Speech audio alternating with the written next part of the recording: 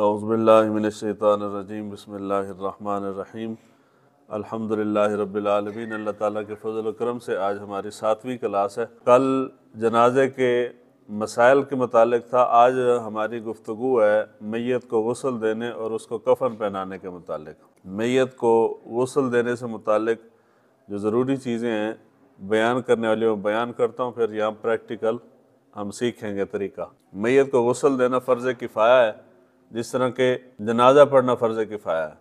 यानी फ़र्ज़ किफ़ाया ये है कि अगर चंद लोग मिल के जनाजा पढ़ लें तो सारे इलाके की तरफ से अदा हो जाता है। इसी तरह चंद लोग अगर मिल के मैयत को गुस्ल दे लेते हैं तो सब की तरफ से अदा हो जाएगा। अगर कोई नहीं देता तो सारे गुनाहगार होंगे। उसके बाद है गुस्ल देने के लिए ज़रूरी सबसे पहली और बुनियादी ज़रूरत यह है कि पर्दे का एहतमाम किया जाए। पर्दे से मुराद ये है कि जितने लोग ज़रूरत के हैं उसमें मदद करने वाले, उनके अलावा चाहे मर्द को गुस्ल दिया जा रहा है या औरत को गुस्ल दिया जा रहा है, गैर ज़रूरी लोगों का वहाँ ऊपर खड़े होना दुरुस्त नहीं है। जिस तरह के कल मसला बयान हुआ था कब्र का, कब्र के ऊपर भी बिना ज़रूरत के जब दफनाया जा रहा होता है, कब्र के अंदर रखा जा रहा होता है, ऊपर स्लैबें रखने से पहले लोगों का झुमगट्टा बना के ऊपर खड़ा होना दुरुस्त नहीं है।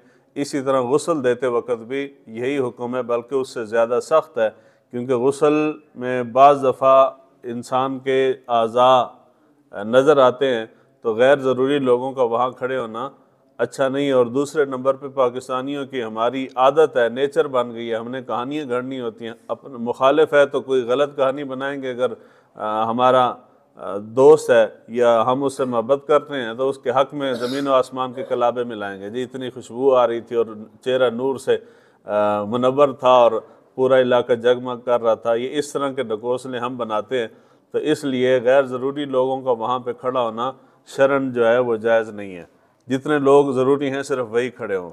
उसके बाद गुस्ल देने के लिए हमने पानी तैयार करना है। पानी नीम गर्म पानी के साथ गुस्ल दिया जाता है और बेरी के पत्ते डाल के उसको जोश दिया जाता है। अगर बेरी के पत्ते मुयस्सर नहीं हैं तो आम पानी के साथ ही गुस्ल दे सकते हैं। बेरी का दरख्त जो है ये बड़ा बरकत वाला है।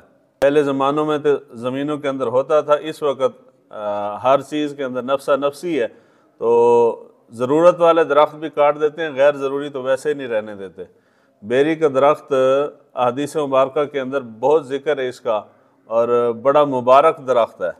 हत्ता कि वो जो हम कहते हैं ना जी सिदरतुल मुंतहा, एक नाम है ना जी सिदरतुल मुंतहा क्या है, वो एक बेरी का बहुत बड़ा दरख्त है। यानी आखिर उस दरख्त को इतनी कोई ख़ासियत तो है, इतनी फजीलत हासिल तो है। लाखों करोड़ों अक़साम के दरख्त दुनिया में पाए जाते हैं, लेकिन अल्लाह ताला ने ये शरफ़ और ये फजीलत सिर्फ बेरी के दरख्त को अता फरमाई। इसलिए अगर ज़मीन के अंदर कहीं लग जाए तो उसको बेहतर यह है कि काटे ना, उसको लगा रहने दें। और दूसरे नंबर पे ये बेरी का दरख्त जो है, शहद, छोटा शहद जो है, छोटी मक्खी जो है, ये बैठती ही बेरी के दरख्त पे है। तो वो हमने दरख्त काटे हैं तो शहद भी ख़त्म हो गया। तो ज़रूरी मसला जो मैं रात भी पढ़ता रहा हूँ और वो पहली मरतबा बयान हो रहा है, पहले 2-3 मरतबा प्रैक्टिकल हम कर चुके हैं। इस बात पे इजमा है उम्मत का कि अगर मर्द फौत हो जाए तो उसको गुस्ल उसकी बीवी दे सकती है। अब इसकी ज़रूरत क्यों पेश आती है? जब हम ये मसला बयान करेंगे तो हर बंदा ये सोचेगा कि जी की ज़रूरत है, जब बाकी लोग जो बिरादरी मौजूद है तो उस चीज़ की ज़रूरी है कि जी बीवी गुस्ल दे। ज़रूरत इस बिना पे है कि हमारी जहालत की वजह से ज़रूरी है। हर इंसान के जिस्म में कोई ना कोई ऐब नक्स मौजूद होता है। अगर कोई आम बंदा जिसका जो मेरे साथ मोहब्बत नहीं करता या जिसका मेरे साथ कोई ताल्लुक़ नहीं है, तो ऐसा बंदा जो उजरत पे गुस्ल देने वाला है वो मुझे गुस्ल देगा। अगर मेरे जिस्म में कोई ऐब होगा तब भी, अगर नहीं होगा या मामूली होगा तो वो उसको बढ़ा चढ़ा के लोगों में बयान करेगा। यानी मेरी पर्दा पोशी नहीं करेगा वो, और लोगों को कहानियाँ सुनाता रहेगा कि जी मैं उन्हें गुस्ल देता तो इंज हो गया, तो मैं गुस्ल देता तो इंज हो गया। तो उसके लिए लाजम ये है कि शरीयत हुक्म ये देती है कि गुस्ल देने वाला करीब से करीब तरीन बंदा हो, यानी ऐसा करीबी रिश्तेदार हो कि जो उससे मोहब्बत करने वाला है। चूँकि वो उसका अपना है, इसलिए अगर उसके जिस्म में कोई इस किस्म का नक्श मौजूद भी है कि जो वो सारी ज़िंदगी उसको छुपाता रहा है, या फौत हो जाने पे उसके अंदर कोई ऐसी तब्दीली आ गई है, तो वो उसका चूँकि करीबी है तो वो लोगों को नहीं बताएगा, पर्दापोशी करेगा। तो पर्दापोशी करनी चाहिए, वैसे जिंदा शख्स की भी करनी चाहिए, जो मर जाए उसकी भी करनी चाहिए। हुजूर सल्लल्लाहु अलैहि वसल्लम का फरमान ज़िशान है, हुजूर ने फरमाया कि जो दुनिया में लोगों के ऐबों के ऊपर पर्दे डालता है, अल्लाह ताला क़यामत वाले दिन उसके ऐबों के ऊपर पर्दे डालेगा। जो लोगों के ऐब दुनिया को बयान करना दुरुस्त नहीं है। तो किसी भी हाल में, चाहे वो जिंदा शख्स है या मुर्दा शख्स है, उसके ऐबों को बयान नहीं करना चाहिए। तो इसलिए शरीयत कहती है जी करीबी रिश्तेदार गुस्ल दे। अब रिश्तेदारों में सबसे ज़्यादा करीबी रिश्ता जो है वो बीवी का ही होता है। माँ का या बाप का एक हाथ तक है ना, वो उस हाथ से आगे नहीं बढ़ सकते। बीवी और शौहर का रिश्ता ऐसा है कि ये इनके दरमियान हुदूद व क़यूद नहीं है। तो बीवी अगर गुस्ल देगी, अगर कोई ऐसा मसला हुआ, मिसाल कोई ऐसा जिस्म के अंदर फॉल्ट है या जिस्म के अंदर कोई नक्स है, बंदा सारी दुनिया से छुपा सकता है मगर बीवी से तो नहीं छुपा सकता, उसके ऑलरेडी वैसे ही इल्म में होता है, उसके लिए ये चीज़ नई नहीं होगी, उसको मायूब नहीं लगेगी और वो लोगों को बयान भी नहीं करेगी। लोगों के सामने दूसरे रिश्तेदारों की बनिस्बत वो पर्दा डाल लेगी। तो इसलिए ज़रूरत आती है कि कौन सा रिश्तेदार उसको गुस्ल दे।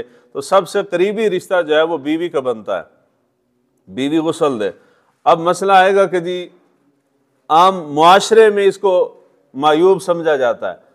हुजूर सल्लल्लाहु अलैहि वसल्लम के सहाबा में सबसे ज़्यादा फजीलत और मकाम जिन सहाबी रसूल को हासिल है वो खलीफतुर रसूल, पहले खलीफा हज़रत अबू बकर सिद्दीक़ रज़ी अल्लाह तआला अन्हु की ज़ात है। हज़रत अबू बकर सिद्दीक़ रज़ी अल्लाह तआला अन्हु को गुस्ल देने वाली आपकी ज़ौजा मोहतरमा थी हज़रत अस्मा बिनते अमीस। उन्होंने जाकर गुस्ल दिया था हज़रत अबू बकर सिद्दीक़ को। अब क्या हज़रत अबू बकर सिद्दीक़ के सगी औलाद मौजूद नहीं थी? सारे मौजूद थे। हज़रत अब्दुर्रहमान बिन अबू बकर वो मौजूद थे, बाकी बेटे भी मौजूद थे।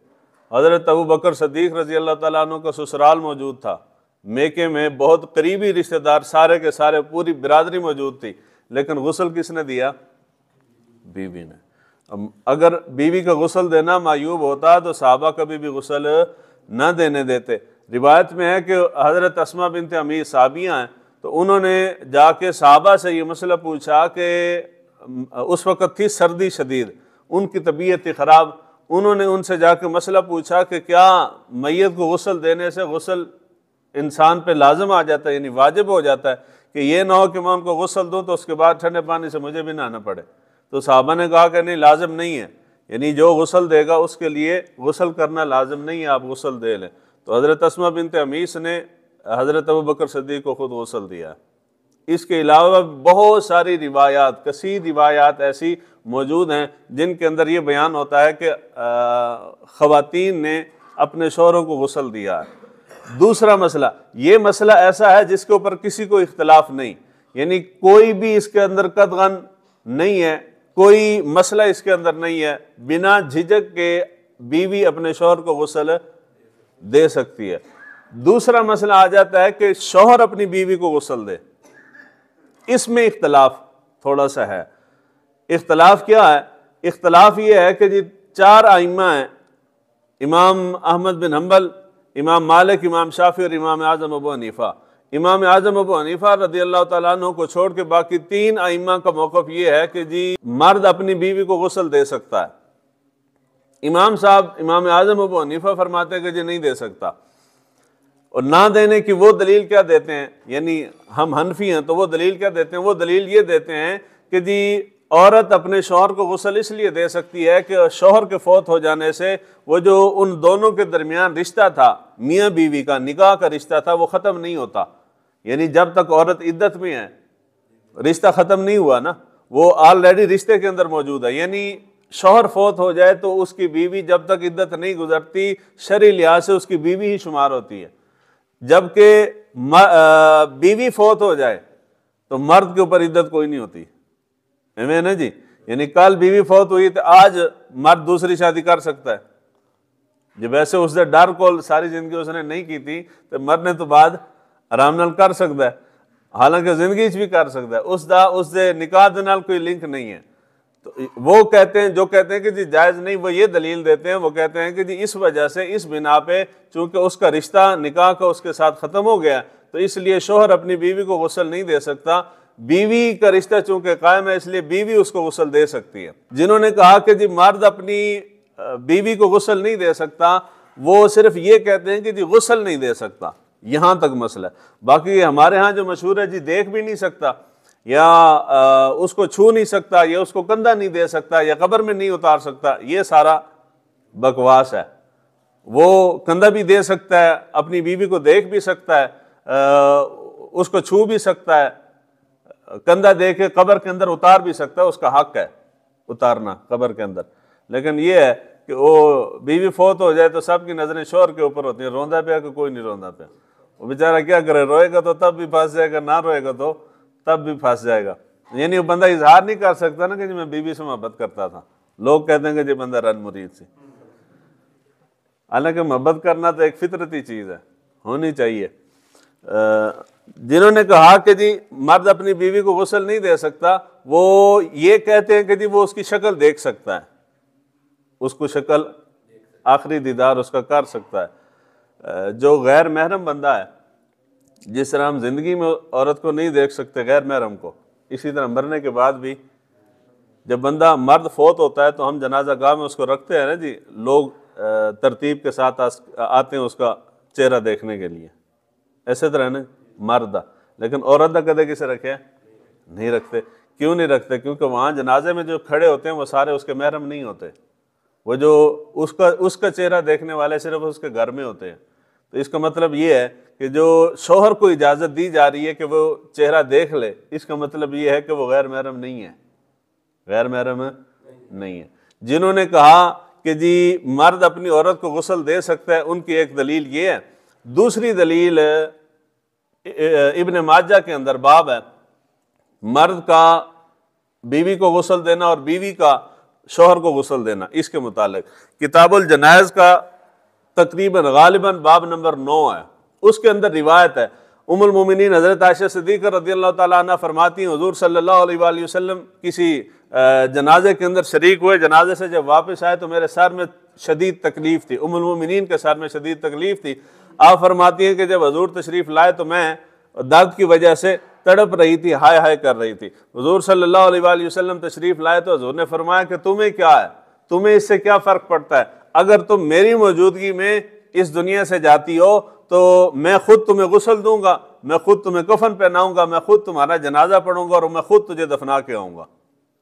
जिन्होंने कहा कि जी शौहर अपनी बीवी को गुस्ल दे सकता है, वो ये दलील पकड़ते हैं कि अगर शौहर का अपनी बीवी को गुस्ल देना जायज़ ना होता तो हजूर सल्लल्लाहु अलैहि वसल्लम ये बात ना फरमाते कि मैं खुद तुझे गुस्ल दूंगा, खुद तुझे कफन पहनाऊंगा, खुद तुझे दफना के आऊँगा जनाजा पढ़ के। इसका मतलब ये है कि हजूर ने फरमाया तो जायज़ है, तभी हजूर ने फरमाया। इसके अलावा इस रिवायत को बाज़ लोगों ने कहा है सनद के लिहाज से ज़ईफ़ है, मगर इसके बहुत सारे शवाहिद जो हैं वो बुखारी और मुस्लिम शरीफ के अंदर दूसरी सही हदीस मुबारक के अंदर मौजूद हैं, यानी जिससे ये साबित होता है कि शौहर अपनी बीवी को गुस्ल दे सकता है। दूसरी दलील वो देते हैं, ये गालबन दारमी की रिवायत है, हज़रत फ़ातिमा ज़हरा रज़ियल्लाहु ताला अन्हा का जब विसाल हुआ तो उनको गुस्ल उनके शौहर हज़रत अली शेर खुदा ने दिया।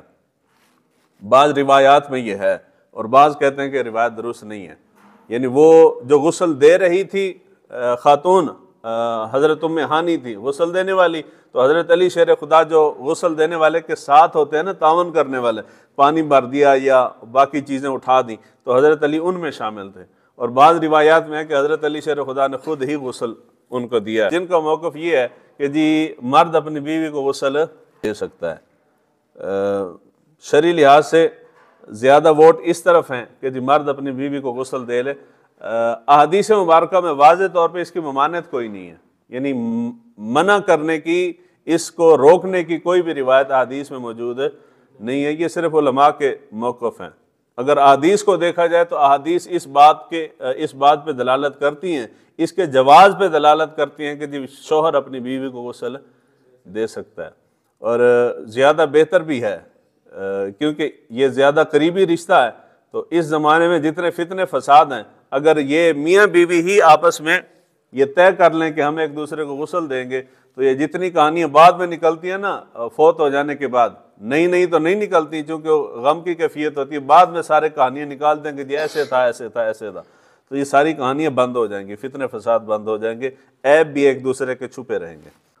लोग तो किसी हाल च राजी नहीं होंगे। हुजूर दी ज़ात तो बाद सहाबा चों हज़रत अबू बकर सदीक तो बड़ी ज़ात तो कोई नहीं, तो सहाबा दी मौजूदगी च जलीलुल क़द्र सहाबा तमाम खुलफा हज़रत अली समेत, हज़रत अली शेर खुदा दी खासियत सी कि अगर उन्हां दी खिलाफत तो पहले भी अगर कोई ऐसा मसला जेड़ा समझते सन कि जी एक कुरान और हदीस के खिलाफ हो रहा है, या मसला करने वाले या मसला बयान करने वाले नू मसला समझने च मसला पेश आया, तो हज़रत अली शेर खुदा डट जाते सन कि जी इस तरह नहीं हो सकता। यानी यह मुमकिन नहीं है कि हज़रत अली शेर खुदा की मौजूदगी के अंदर कोई ऐसा काम होवे कि जिसकी शरीयत इजाज़त नहीं देंदी, तो हज़रत अली शेर खुदा खामोश रहन। हज़रत उमर फारूक खामोश नहीं सी रहिंदे, हज़रत उस्मान गनी जरा धीमी तबीयत दे सन, ज़्यादा बोलते नहीं सर। तो ये दो हजरात मौजूद सन, इन्हां दी मौजूदगी विच हज़रत अबू बकर सदीक नू आप दी बीवी ने गुसल दिता है। तो जे दलील कुरान और हदीस है, साहबा दी ज़ात है, तो फिर तो एतराज़ कोई नहीं। तो बाकी रह गया लोगों दी गल्लां, तो लोगों दी गल्लां तो किसी हाल च बंद नहीं होंदियां। ये जे बंदा जींदा है तो तां भी राज़ी कोई नहीं, जे मर गया तो तां भी राज़ी कोई नहीं। असी देखना जी दीन की कहंदा, लोगों की आसानी किस है, आसानी इस है कि बीवी अपने शोहर को गुसल दे।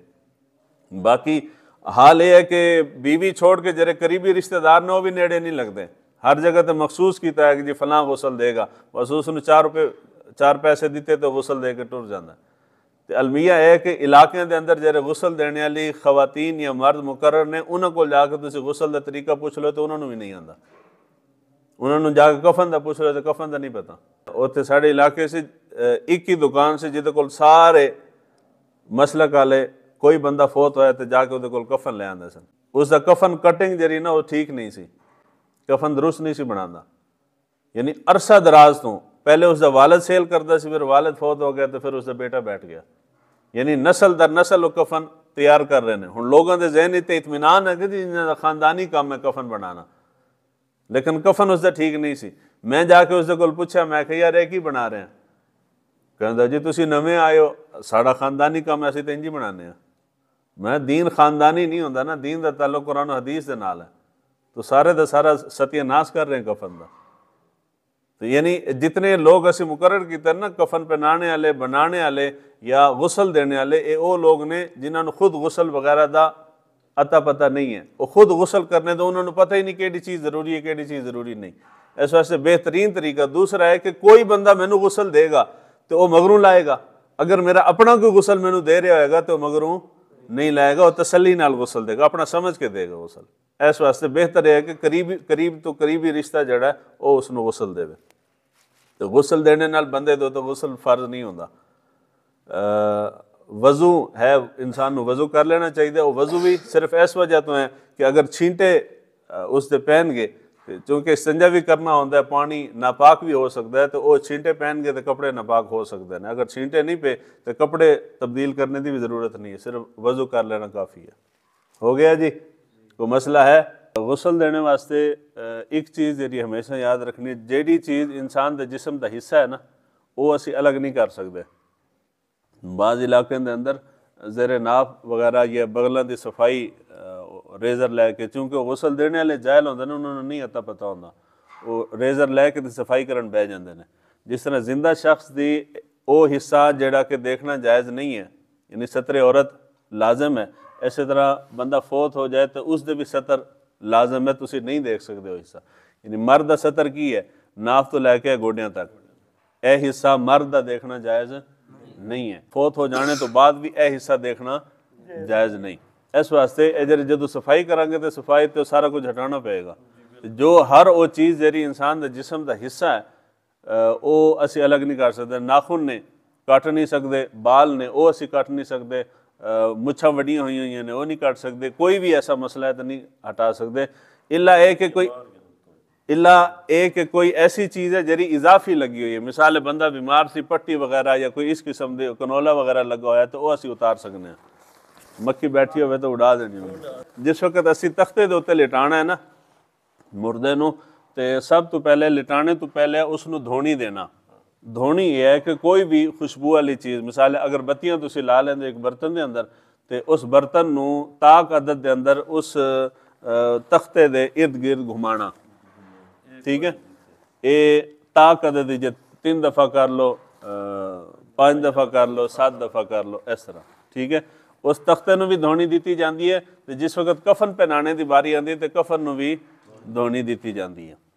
जिस वक्त असीं उसनूं तख्ते दे उत्ते लिटाना है तो दूसरा काम यह है कि वो जरा तख्ता है उसनूं असीं धो लेना है पानी दे नाल, अच्छी चीज़ है। उस तो बाद जो असीं लिटा लिया ना, एक कफन के अंदर इस तरह का एक टुकड़ा होंदा है, उस दे गुसल वास्ते वो रखते हैं, लेकिन ये टुकड़ा रखना दुरुस्त नहीं है, सिर्फ थोड़ा समझाने वास्ते ऊपर रख रहे हैं, क्योंकि ये वाइट कपड़ा है तो है भी बहुत बारीक तो गंदा कपड़ा है, यानी क्वालिटी के लिहाज नाल गंदा कपड़ा है। तो ये जिस वक्त पानी पेगा तो सारा जिसम नज़र आएगा। तो जिस तरह इसने कपड़े पाए हुए ना, इस दे पाने नाल इस दे कोई जिन भूत नहीं वड़िया, इस तरह जरा बंदा फोत हो जाता है तो उस दे नाल जरा कपड़ा लग जाएगा, उसनों भी कुछ नहीं होता, यानी कोई खराब नहीं हो जाता, पलीत नहीं हो जाता, बाद इस्तेमाल कर सकते असीं उसनों। हुण असीं घर वाला कपड़ा इस वास्ते नहीं रखते कि भी इसनों फिर बाद की करांगे, कुछ भी नहीं होता, तुसीं धो के इस्तेमाल कर लो। रंगदार फुल्लां वाला चादर वगैरह, कोई खेस शेस कोई भी चीज़ उत्ते रख सकते, मकसद है कि जी बेपर्दगी ना हो, हाँ रंगदार रखना चाहिए। सफ़ेद कपड़ा मोटा भी रखोगे तो जिसम नज़र आएगा। ये हुण सतरे औरत की है, मर्द गोड़े तो लैके नाफ तक, यानी गुसल देने वाला बंदा जेड़ा वो भी ये हिस्सा नहीं देखेगा। ऐसी कपड़ा रख दिता, हुण मसला आएगा कपड़े उतारने का। वो कपड़े उतारने का की तरीका, और जिस तरह तुहानूं आसानी उस तरह उतार लो। अगर आराम नाल उतर सकदा तो उतार लो, नहीं उतर सकदा तो तुसीं कट के उतार सकदे तो कट के उतार लो, कोई उस मसला नहीं है। हुण मर्द दा इतना है तो औरत दा कितना हिस्सा छुपाना जरूरी है। सर छोड़ देंगे तो पैर भी छोड़ देंगे। ये हुण वैसे चादर छोटी है, सिर्फ समझा रहे हैं। इत्थे रखांगे ना, कंधियां तो लैके पैरों तक सारा कपड़ा रख के तो फिर उसनूं गुसल दिता जाता है। माइयां जड़ियां ने ये पर्दे का एहतमाम कोई नहीं करदियां, ये इस तरह गुनाह कबीरा है। जिसम दे इस हिस्से नूं जिसनूं छुपाना लाजम है, उसनूं देखना इस तरह गुनाह कबीरा है जिस तरह जिंदा शख्स नूं देखना है। औरत औरत का जिसम नहीं देख सकती तो मर्द मर्द का जिसम भी नहीं देख सकती, इला ये कि मियाँ बीवी का रिश्ता अलग है। वो जरा मैं आख्या ना कि जी मियाँ बीवी गुसल दें तो सब तो बेहतर है, वो ऐसे वास्ते आख्या कि उस उन्होंने तो गुनाह कोई नहीं। बाकी जितना करीबी तो करीबी रिश्ता है वो सतरे औरत नहीं देख सकते, मगर मियाँ बीवी को कोई मसला नहीं है, इस वास्ते वो है। हाँ औरत दा तो औरत दा उत्थे तक असीं छुपा लांगे।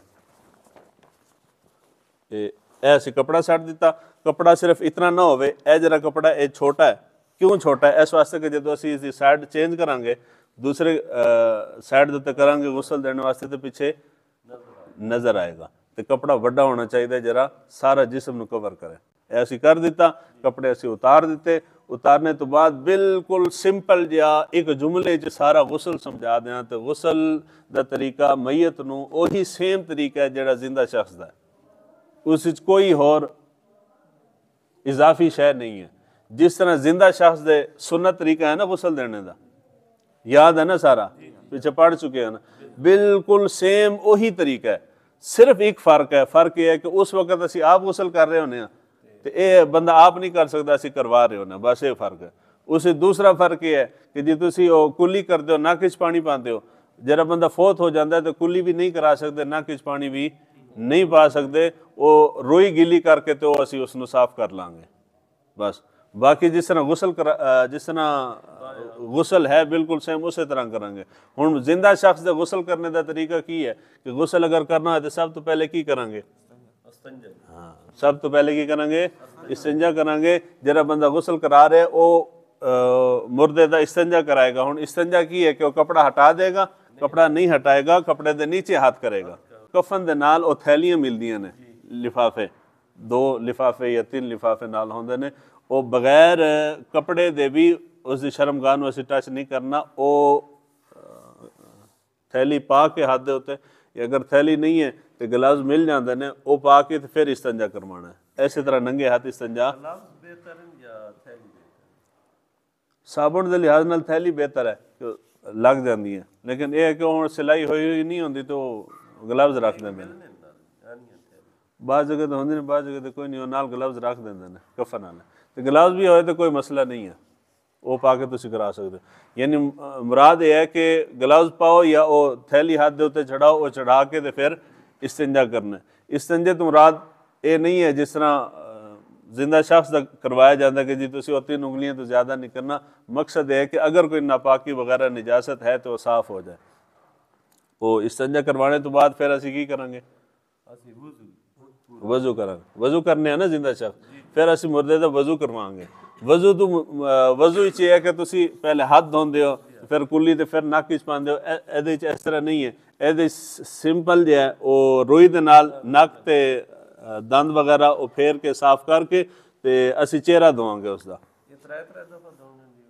3 दफ़ा सुन्नत है पूरे जिस्म का धोना, तो 1 दफ़ा जरा फर्ज है, 1 दफ़ा लाजम है, 3 दफ़ा सुन्नत है। अगर ऐसा ज़्यादा भी हो जाए तो कोई मसला नहीं है।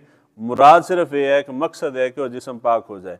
उसका चेहरा धोआंगे 3 दफ़ा, फिर उसके बाजू धोआंगे, फिर उसका मसा करांगे तो पैर धो देंगे। वजू हो गया जी। उस तो बाद तरीका की है, यही है ना। एतकाफ वाले बोलिया करो, तुम परेशान बैठे हो, थानू सारा तरीका आंदा नहीं। जिन्ना खुश हो के बेटा कल मैं सुन लांगा थानू जिन्ना को आंदा है। भी गुसल का तरीका है कि वजू करने तो बाद दाई करने तो पानी पाएंगे, ऐसे तरह है ना जी। हुण इसनू की करांगे, ये हो गया, ये दाएं कंधा हो गया। ऐसे तरह उसनू साइड उसकी थोड़ी जी चेंज करके ते इस साइड दे उत्ते सारा पानी बहांगे। इस तरह उसने सीधा करके फिर बाई साइड दे उत्ते इस तरह। ये मेरे वास्ते सहूलत है कि मैं खुद हो जाता, वो तुसी आप करनी है। 2 साइडों के उत्ते पानी बहा के फिर तीसरे नंबर ते आ जाता सारे जिस्म ते पानी बहाना। मुर्दे नू उठा के बिठाना नहीं, वो फिर लेटेगा नहीं इतने तक, यानी थोड़ा जा ऊपर उठा लेना। सारे जिस्म के उत्ते पानी बहाना।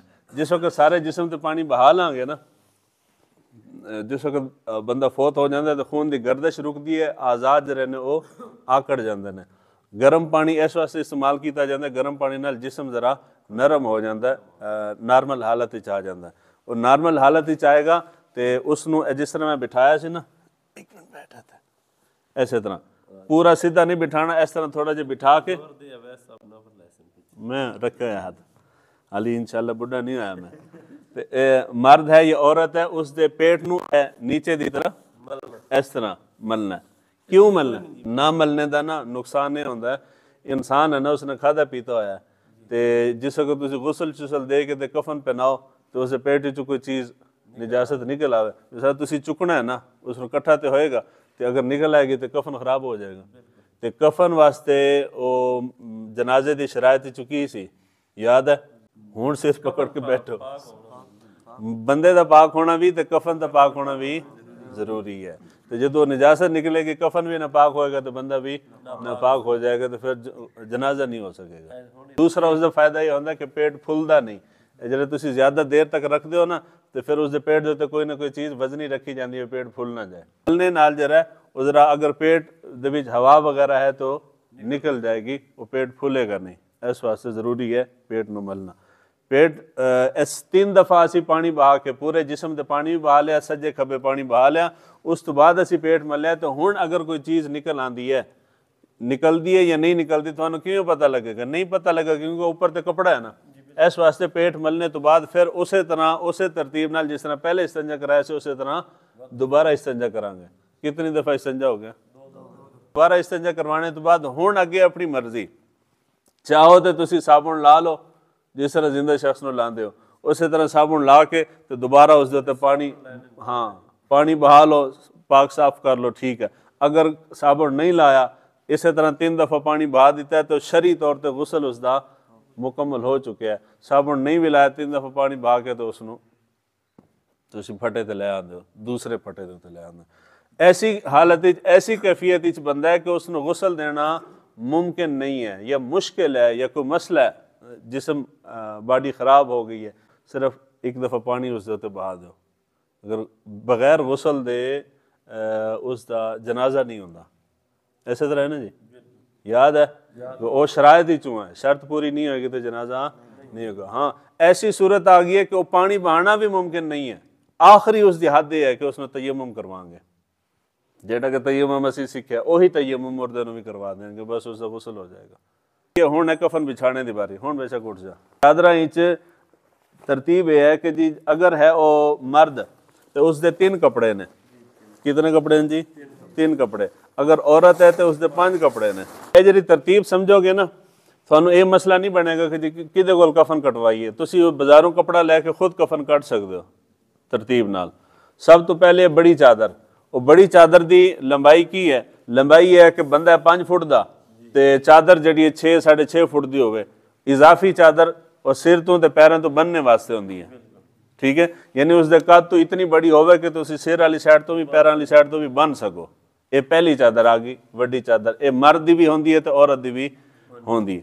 दूसरे नंबर ते दूसरी चादर आ जाती है जिसनूं तुसी तहबंद कहते हो।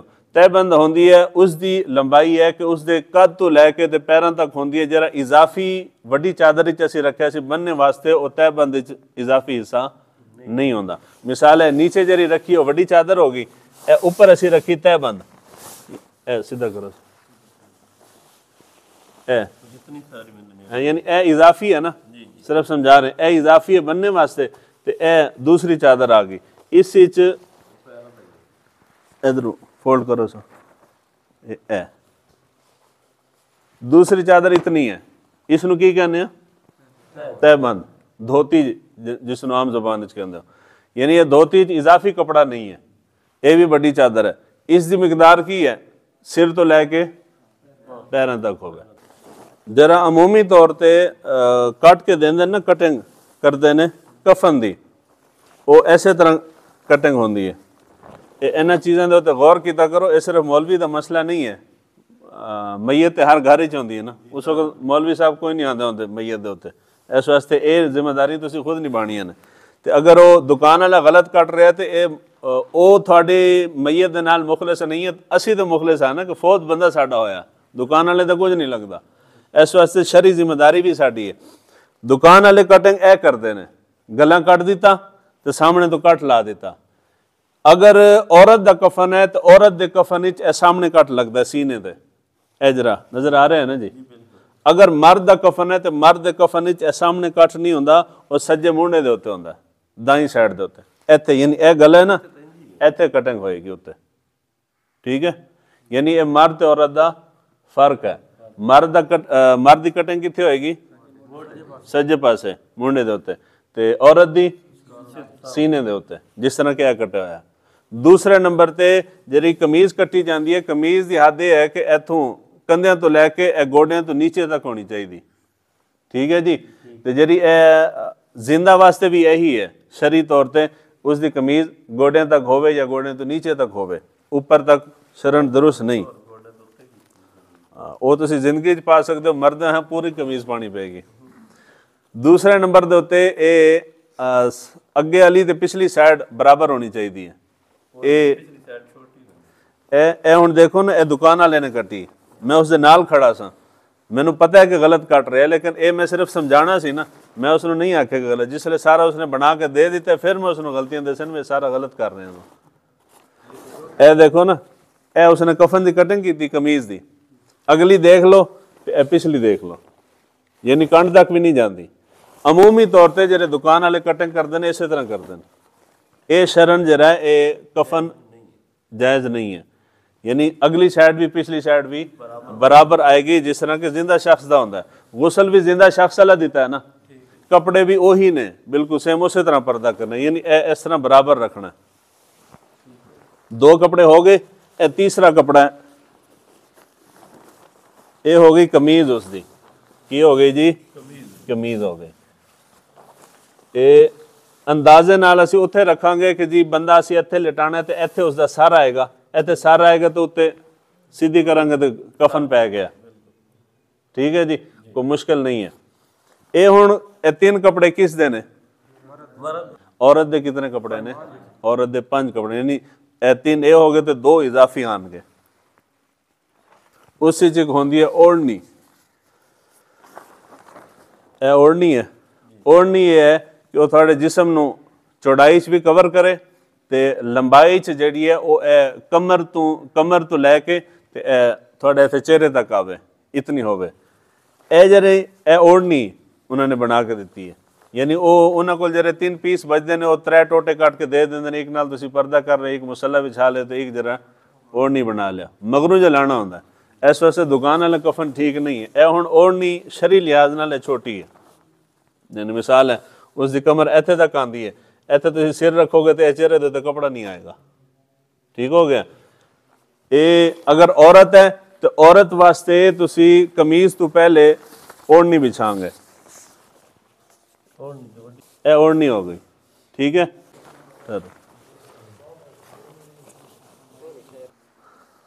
ए देखो असी लिटाया ना, ए पै गए कफन। ठीक है, बिल्कुल आसान है, सीधा करो से। दूसरे नंबर ते कफन की चौड़ाई कम है।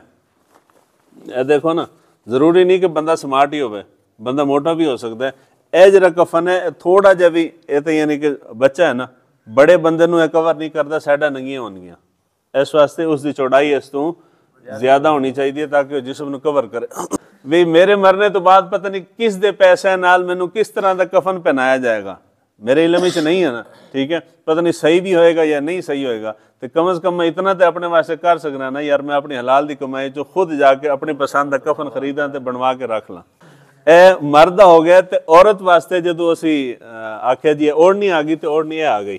ठीक है, ਇੱਥੇ ਮੱਥੇ ਤੇ ਰੱਖ ਦੋ ਜਾਂ ਸਾਰਾ ਰੱਖ ਲਓ, ਜਿਸ ਵਕਤ ਦੇਖਣਾ ਹੁੰਦਾ ਫਿਰ ਹਟਾ ਲੈਂਦੇ ਨੇ ਇਸ ਤਰ੍ਹਾਂ। ਕਿਤਨੇ ਕੱਪੜੇ ਅਸੀਂ ਪਵਾ ਦਿੱਤੇ? 2। ਕਮੀਜ਼ ਵੀ ਪਹਿਨ ਗਈ, ओढ़नी भी हो गई। ਇਹ ਕੀ ਹੈ ਚਾਦਰ? ਇਹ ਤਹਿਬੰਦ ਹੈ। ਇਹ ਸਿੱਧਾ ਕਰੋ ਸੀ, ਪਹਿਲੇ ਖੱਬੀ ਸਾਈਡ ਰੱਖਾਂਗੇ, ਸੱਜੀ ਸਾਈਡ ਉੱਤੇ ਆ ਜਾਏਗੀ। ਇਹ ਆ ਗਈ, ਤਹਿਬੰਦ ਆ ਗਈ ਜੀ। ठीक, एक चीज़ रह गई, उसनों कहते हैं सीना बंद, यानी मर्द वास्ते तो कुछ भी नहीं है, मर्द की ओढ़नी भी नहीं। ए उत्ते चादर असी इस तरह पावांगे, खब्बी साइड नीचे करके सज्जा उत्ते रख देंगे। वो तरतीब रखनी जिस तरह असी नमाज विच हथ बनने ना, कफन नूं पहनाने दी वही तरतीब है, यानी खब्बी साइड नीचे होगी, सज्जी उत्ते आ जाएगी। अगर औरत है तो औरत के उत्ते एक 5वां कपड़ा, आखिरी कपड़ा, ये 4 कपड़े हो गए ना, 5वां कपड़ा सीना बंद होंदा है। सीना बंद है, सीना बंद सीने तो लैके ते पैरों तक होंदा है। यह दुकान वाले ने सीना बंद कटिया, ये वही 3 पीस उन्हें काट के रख दिते हैं, क्योंकि उन्होंने शरी तौर पर नहीं पता कि जी की चीज़ होती, उन्होंने तो बस मगरू ला दिता। सीना बंद सीने तो लैके पैरों तक होगी, यानी इतनी चादर होती है, ऊपर रख के ते साइडां इस तरह अंदर कर दी जाती। ठीक हो गया जी। कितने कपड़े हो गए? 5। आखिर च रह गई चादर। चादर अगे करो जी। ਇਹ ਹੋ ਗਿਆ ਕਫਨ। ਨਾ ਗੰਢ ਮਾਰੇ ਬੰਦੇ ਤੇ ਸਾਹ ਬੰਦ ਹੁੰਦਾ ਜੀ। 3 ਜਗ੍ਹਾ ਦੇ ਉੱਤੇ ਬੰਨਿਆ ਜਾਂਦਾ, ਜ਼ਿਆਦਾ ਵੀ ਬੰਨ ਲਓ ਤਾਂ ਕੋਈ ਮਸਲਾ ਨਹੀਂ। ਉਹ 3 ਨਾਲੇ ਡੋਰੀਆਂ ਹੁੰਦੀਆਂ ਨੇ, ਇਹ ਡੋਰੀ, ਇਹ ਤਾਂ ਵੈਸੇ ਛੋਟੀਆਂ ਗੱਟੀਆਂ ਨੇ, ਬੜੀਆਂ ਡੋਰੀਆਂ ਹੁੰਦੀਆਂ ਨੇ, ਇੱਕ ਦਰਮਿਆਨ ਵਿੱਚ, ਇੱਕ ਪੈਰਾਂ ਵਾਲੀ ਸਾਈਡ ਤੋਂ, ਇੱਕ ਉਸ ਸਾਈਡ ਤੋਂ। ਇਹ ਬੰਨੇ ਦਾ ਮਕਸਦ ਸਿਰਫ ਹੁੰਦਾ, ਆ ਜਾਓ ਜ਼ਿਆਦਾ, ਅੱਲਾ ਲੰਬੀ ਜ਼ਿੰਦਗੀ ਦੇ ਦੇ ਤੈਨੂੰ। ਬੰਨਿਆ ਜਾਂਦਾ ਨਾ ਕਫਨ शुरू तो दरम्यान चो आखिर तो, इसका मकसद सिर्फ ये है कि जिस वक्त असी उसनों मुंतकिल वगैरह करना है, उठाना है, तो वह जिसम निकल ना आवे, सिर्फ ये है, बाकी उसका कोई मकसद नहीं। जिस वक्त असी कबर च रखना है ना, मैयत कबर च रख दी है, तो कबर च रखने तो बाद वो डोरियां खोल दी जांदियां ने, सारियां खोल के तो फिर उत्ते बंद किया जाता। ओके हो गया जी। कोई है मसला तो दसो। मसला रह गया कलर का। जिस तरह जिंदगी थानू मिसाल है, मैंने नीला कलर पसंद है, मैं नीले कपड़े पाने ने, कफन भी किसी भी कलर का हो सकता है, यानी अगर थानू जेड़ा रंग पसंद है करन दो, हाल कम अज कम मशहूर तो हो जाएगा सोडी नागा तो नीला कपड़ा, नीला कफन होंदा। मिसाल है, ए तुसी सारा कफन बना लिया सफेद कलर का, ओढ़नी अगर तुसी औरत ओढ़नी वगैरह या कफन वगैरह किसी भी कलर का अगर तुसी बनवाओ तो शरन जायज़ है। ठीक है जी, लेकिन बेहतर है कि सवाब है कि सफेद कलर का होगा।